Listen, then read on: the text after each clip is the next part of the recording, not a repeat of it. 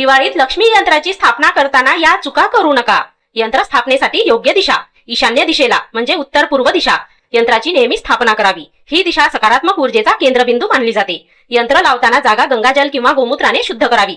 यंत्र स्थापनेचा योग्य काळ लक्ष्मीपूजनाच्या दिवशी प्रदोष काळ म्हणजे सूर्यास्तानंतर साधारण संध्याकाळ 5:30 ते 7:30 पर्यंत। अमावस्येच्या दिवशी यंत्र स्थापित करणे सर्वात शुभ ठरते। यंत्र शुद्धीकरण म्हणजे अभिषेक यंत्राला दूध दही मध साखर आणि कुंकू म्हणजे रंग लावून स्वच्छ कपड्याने पुसून घ्यावे आणि नंतर ते स्वच्छ कपड्यावर किंवा लाकडी पाट किंवा चौरंग यावर ठेवावे। स्थापना विधी यंत्र तांब्याच्या किंवा चांदीच्या पाटावर ठेवावे आणि ते माता लक्ष्मी व श्री गणेश यांच्या मूर्तीसमोर स्थापित करावे। धूप दीप लावावा फुलं अर्पण करावी आणि देवीला खीर बत्ताशे आणि खडी साखर यांसारखे नैवेद्य अर्पण करावे। ओम श्री व्रीं क्लीं महालक्ष्मी नमः या मंत्राचा 108 वेळा जप करावा। लक्ष्मी यंत्राचे नियम म्हणजे घ्यायची काळजी अशुद्ध हातांनी यंत्राला स्पर्श करू नका। ते थेट जमिनीवर ठेवू नका। नेहमी लाकडी पाट किंवा पिवळ्या वस्त्रावर ठेवा।